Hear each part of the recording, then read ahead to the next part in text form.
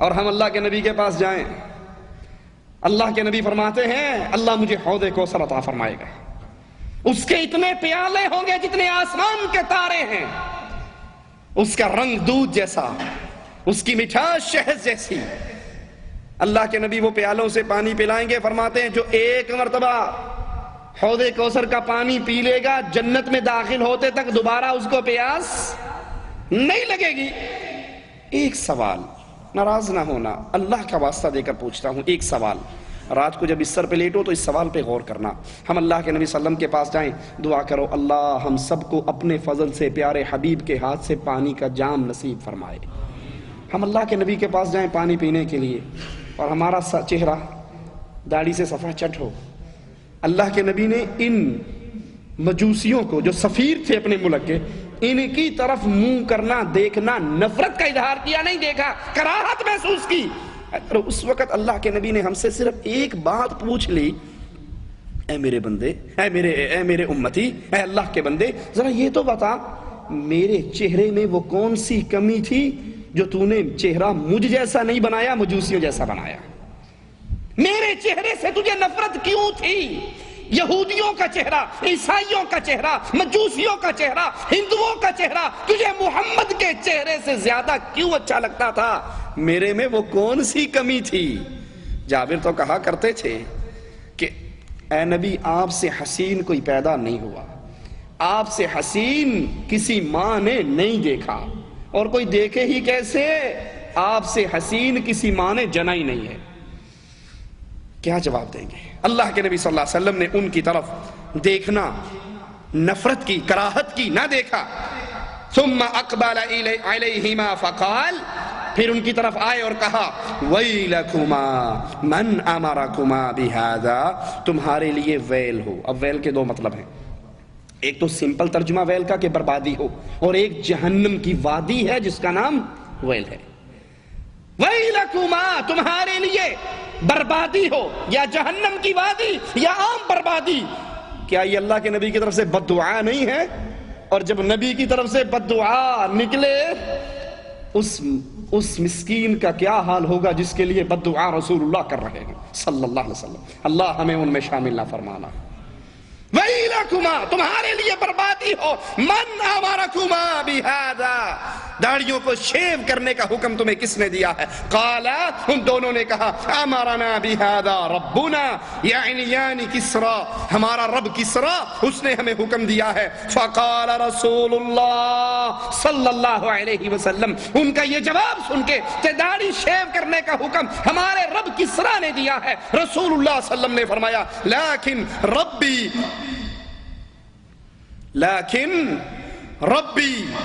قد امرنی باعفاء لحیتی وقص شاربی، لیکن سنو اے مجوسی فوجیوں، سنو، تمہارے رب کسرا نے تمہیں داڑھی شیو کرنے کا حکم دیا ہے، محمد کے رب اللہ نے محمد کو مونچھیں کاٹنے اور داڑھیوں کو معاف کرنے کا حکم دیا ہے۔ یہ حکم کس کا ہے؟ یہ چھوٹا مسئلہ نہیں کہ رکھو رکھو نہ رکھو کوئی بات نہیں، یہ رسول اللہ صلی اللہ علیہ وسلم فرما رہے ہیں کہ اللہ نے مجھے حکم دیا ہے میں اپنی داڑھیوں کو معاف کر دوں۔ اچھا، معاف کرنے کا مطلب کیا ہے؟ اس پہ بھی غور کر لو۔ ہم رمضان میں شب قدر کی تلاش میں ایک دعا پڑھتے ہیں جو حضرت عائشہ نے پوچھا تھا، یا رسول اللہ صلی اللہ علیہ وسلم اگر مجھے وہ رات مل جائے تو کیا پڑھوں؟ آپ نے کہا دعا کرنا، اللہم انک عفو تحب العفو فاعف عنی، اے اللہ تو معافی کو پسند کرتا ہے، معاف کرنے والا ہے، مجھے معاف کر دے۔ یہ دعا کرتے ہو یا نہیں کرتے؟ کرتے ہو؟ کیا مطلب ہوتا ہے؟ آپ کا کیا مراد، آپ کے دل میں کیا ڈیمانڈ ہوتی ہے؟ اے اللہ فاعف عنی، مجھے معاف کر دے۔ تو کیا 50 سالہ زندگی میں سے 20 سال کے گناہ معاف کر دے، 30 کے باقی رہنے دے؟ یہی مطلب ہے؟ پھر سوچو، جب ہم یہ دعا کرتے ہیں اللہ ہمارے گناہوں کو معاف کر دے، تو کیا اس کا یہ مطلب ہے کہ آدھے معاف کر دے آدھے باقی رہنے دے؟ یا یہ مطلب ہوتا ہے کہ اللہ سارے گناہ معاف کر دے؟ یہی مراد ہے نا کہ اللہ سارے گناہ معاف کر دے۔ دوسری مثال، کوئی بندہ غلطی کر کے آپ سے آ کر معافی مانگتا ہے اور کہتا ہے بھائی غلطی ہوگی، اللہ کے لیے مجھے معاف کر دے، تو معافی کیا ہے؟ آپ کو بھی جاؤ اللہ تجھے معاف کرے، میں نے بھی معاف کیا۔ اور اگر آپ اس کے منہ پہ زور سے تھپڑ مار کر کہو کہ جا میں نے تجھے معاف کیا، تو معافی ہوگی؟ میری بات غلط ہو تو مجھے ٹوک دینا، معافی ہوگی؟ وہ کہے گا بھائی تو نے مار لیا، معاف تو نہیں کیا۔ اللہ کے نبی فرما رہے داڑھیوں کو معاف کر دو، داڑھیوں کو معاف کر دو۔ میں داڑھی کو پکڑتا ہوں، بڑی سیٹنگ کرتا ہوں اور لا کے ایک مٹھی کے بعد کاٹ دیتا ہوں، یہاں سے چھیل دیتا ہوں، کوئی خط بناتا ہے، کوئی لفافہ بناتا ہے۔ جب میں نے اس کو کاٹ پیٹ چھانٹ لیا تو کیا میں نے داڑھی کو معاف کیا یا پٹائی کر لی؟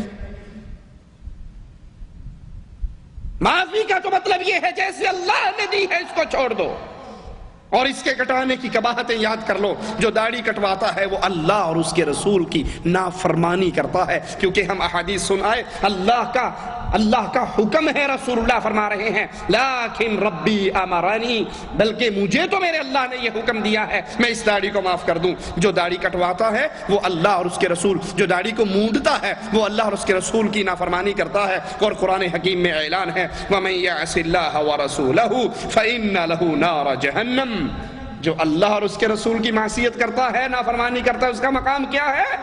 جہنم کی دہکتی ہوئی آگ۔ دوسرا مقام سنیے وَمَن يَعْصِ اللَّهَ وَرَسُولَهُ فَقَدْ ضَلَّ ضَلَالًا مُبِينًا، جو اللہ اور اس کے رسول کی نافرمانی کرتا ہے وہ کھلی ہوئی گمراہی کے اندر گرتا ہے۔ اور داڑھی کو مونڈنا، کاٹنا پیٹنا، خط کروانا، چھوٹی کروانا، خسخسی داڑھی رکھنا، جیسے سفیدی کرنے والا برش ہو چھوٹا سا، وہ ساری باتیں کیا ہیں؟ وہ ساری باتیں اللہ کی تخلیق میں تبدیلی کرنے کی جرت ہے۔ یہ مالک کی تخلیق ہے نا، یہ صورت کس نے بنائی؟ یہ صورت اللہ نے بنائی۔ اب اس میں جو داڑھی کو مونڈ دیتا ہے یا اس کو بالکل آدھے انچ کی رکھتا ہے وہ اللہ کی تخلیق میں تبدیلی کرنے کا مجرم بنتا ہے۔ اور مالک کا اعلان کیا ہے؟ لا تبدیل لخلق اللہ، اللہ کی تخلیق میں کوئی تبدیلی نہیں ہے۔ اور یہ جرم سب سے پہلے اس کا اعلان کس نے کیا تھا؟ شیطان نے۔ اس نے کہا تھا جب جنت سے نکلا لَأَتَّخِذَنَّ مِنْ عِبَادِكَ نَصِيبًا مَفْرُوضًا، میں تیرے بندوں میں سے اپنا حصہ ضرور نکالوں گا، وَلَا أُضِلَّنَّهُمْ، میں ان کو گمراہ کروں گا، وَلَا أُمَنِّيَنَّهُمْ وَلَا آمُرَنَّهُمْ فَلَيُبَتِّكُنَّ آذَانَ الْأَنْعَامِ وَلَا آمُرَنَّهُمْ فَلَيُغَيِّرُنَّ خَلْقَ اللَّهِ، میں تیرے بندوں میں سے اپنا حصہ نکالوں گا، ان کو بہکاتا رہوں گا اور انہیں سکھلاؤں گا، یہ جانوروں کے کان چیر دیں گے۔ آپ نے دیکھا ہوگا ہمارے پنجاب میں کتوں کے کان کاٹ دیتے ہیں، بھیڑ بکری کے کان کاٹ دیتے ہیں، گائے بیل کے کان چیر دیتے ہیں۔ تو یہ شیطان نے کہا تھا میں ان سے یہ کام کرواؤں گا، یہ تخلیق تیری بنائی ہوئی صورت کو بدلیں گے، جانوروں کے کانوں کو چیر دیں گے اور انہیں کہوں گا کہ اللہ کی بنائی ہوئی صورت کو بگاڑ دیں۔ سمجھانے کے لیے عرض کرتا ہوں، یہ آنکھیں کس نے دی؟ یہ کان کس نے دیے؟ یہ ناک کس نے بنایا؟ یہ ہونٹ، یہ دانت، یہ ساری چیزیں کس نے بنائی؟ اللہ نے بنائی۔ اچھا ایک آنکھ سے گزارا نہیں ہوتا؟ ہو رہا ہے نا، ایک آنکھ سے نظر آ رہا ہے مجھے۔ کبھی آپ نے کسی عقل مند کو دیکھا جس نے اپنی ایک آنکھ نکلوا دی ہو اور یہاں پٹی لگا لی ہو کہ ایک نا جو گزارا ہوتا ہے میں دو لئی پھرتا میں؟ کبھی کسی نے کیا؟ ایک آنکھ نکالی کسی نے اپنی؟ کسی نے اپنا ایک کان کاٹا کہ ایک کان سے سن جو رہا ہوں تو ڈبل کان کرنے کی کیا ضرورت ہے؟ کسی نے کان کاٹے اپنے؟ کسی نے 32 دانتوں میں سے 15-20 نکلوا کے پھینک دیو کہ اس سے بھی تو کام چل جائے گا نا، سارے دانت کیوں اٹھائے پھر رہا ہوں؟ کیا کسی نے اپنے ناک کے ایک نتنے پہ ایلفی لگا کے بند کیا، جو ایک سے سانس لے رہا ہوں تو دو کی ضرورت کیا ہے؟ کرتا ہے کوئی عقل مند؟ کرتا ہے؟ کہنے کا مطلب کیا ہے؟ کہتے اللہ تو نے یہ کان بڑے اچھے لگائے، ہماری زبان نہیں کہتی، ہمارا عمل بول بول کے کہتا ہے تو نے یہ کان بڑے اچھے لگائے، یہ آنکھیں بڑی اچھی لگائیں، تو نے یہ ناک بڑا پیارا بنایا، تو نے یہ 2 ہونٹ بڑے اچھے لگائے، یہ دانت موتیوں جیسے بڑے ہی پیارے۔ یعنی سارا کام تو ٹھیک کرتا رہا، یہ بھی ٹھیک، یہ بھی ٹھیک، یہ بھی ٹھیک، سارا چہرہ ٹھیک، لیکن جب ایتھے آیا نا پھر بھول گیا۔ نعوذ باللہ ثم نعوذ باللہ تعالی اللہ عما یقولون۔ داڑھی پر اللہ سے نعوذ باللہ غلطی ہو گئی کہ تم اس کو شیو کر کے اللہ کی تخلیق کو ٹھیک کرنا چاہتے ہو کہ آنکھیں تو ٹھیک ہے میں اس کو نہیں نکالتا، کان بھی ٹھیک ہے اس کو بھی نہیں کاٹتا، زبان بھی ٹھیک ہے اس کو بھی نہیں پھینکتا، دانت بھی ٹھیک ہے، ساری تصویر ٹھیک ہے، لیکن ایدی سانو لوڑ نہیں، ایدی سانو یہ نہیں چاہیے۔ یہ جو ہے نا داڑھی والا ملا مولوی، ملا ملوانا، صوفی، بابا، حاجی، مجھے لوگ دیکھیں سر کہہ کر پکاریں، اور جب داڑھی رکھ لوں گا تو لوگ ملا کہہ کر پکاریں گے. تو یہ تصویر کس نے کھینچی تھی؟ شیطان نے کہا تھا میں انسان کو کہوں گا یہ تیری تخلیق کو، تیری بنائی ہوئی پیدا کردہ صورتوں کو تبدیل کر ڈالیں گے. اور جب ہم داڑھی کو مونڈتے ہیں تو کیا خیال ہے اس صورت کو تبدیل کرتے ہیں یا نہیں کرتے؟ اور پھر مزے کی بات، شیطان تو انگلی لگا کے پیچھے ہو جاتا ہے نا، پھر ہمارا مقابلہ نعوذ باللہ اللہ کی شریعت سے ڈائریکٹ چل پڑتا ہے. کیسے؟ آج آپ شیو کر دو، داڑھی صبح آ جائے گی یا نہیں آئے گی؟ جیسے داڑھی زبان حال سے کہتی ہے جنی مرضی شیو کر، میں تیرا پیچھا نہیں چھڑنا، میں آؤں گی تیرے چہرے پہ. اور ہم ہر دفعہ شیو کر کہتے ہیں بی بی میں او نہیں جیدے واسطے تو پیدا ہوئی ہے، میں اور برادری دا، میں اس نسل میں سے نہیں جس کے لیے اللہ نے تجھے پیدا کیا، میں تو اور. وہ کہتی مجھے پتا ہے میں ٹھیک جگہ پہ آتی ہوں، غلط جگہ پہ نہیں آتی. جو شیو کرتا ہے وہ اللہ کی پیدا کردہ صورت کو تبدیل کر رہا ہے اور شیطان کے پیچھے چل رہا ہے. اور شیطان نے یہ کہا تھا میں اپنا حصہ تیرے بندوں میں سے نکالوں گا، یہ جانوروں کے کان چیریں گے، تیری پیدا کردہ صورت کو بدل ڈالیں گے. اور سوچ لیں ہم کس کی پارٹی میں ہیں، حزب اللہ میں ہیں یا حزب الشیطان میں ہے. داڑھی مونڈنا سیرت رسول علیہ الصلوۃ والسلام سے انحراف ہے.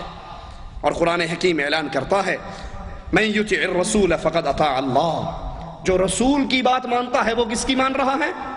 اللہ عز و جل کی مانتا ہے. وَمَن تَوَلَّى فَمَا أَرْسَلْنَاكَ عَلَيْهِمْ حَفِيظًا، اور جو اللہ اور اللہ کے رسول کی بات سے منہ پھیر لیتا ہے تو مالک کہتا ہے ہم نے آپ کو ان پر نگہبان بنا کر نہیں بھیجا. داڑھی نہ رکھنا کافروں سے مشابہت ہے، اور رسول اللہ صلی اللہ علیہ وسلم فرماتے ہیں من تشبہ بقوم فہو منہم، جو جس کی مشابہت کرتا ہے انہی میں سے اٹھایا جائے گا، وہ انہی کا ساتھی ہے. داڑھی نہ رکھنا عورتوں کی مشابہت ہے، داڑھی نہ رکھنا عورتوں کی مشابہت ہے. اور رسول اللہ صلی اللہ علیہ وسلم فرماتے ہیں لعن اللہ، میرے اللہ کی لعنت ہے، المتشبہات من النساء، عورتوں میں سے ان کی جو مشابہت اختیار کرتی ہیں بالرجال، مردوں کی، جو عورت مرد بننا چاہتی ہے ان پر لعنت ہے، اور جو مرد عورتیں بننا چاہتے ہیں ان پر بھی لعنت ہے. آپ نے دیکھا ہوگا کچھ عورتیں مرد بننے کے چکر میں ہیں. اب ٹخنے سے کپڑا اوپر رکھنا کس کے لیے حکم آیا ہے؟ ٹخنے سے اوپر کپڑا رکھنا یہ حکم کس کے لیے آیا؟ مردوں کے لیے آیا.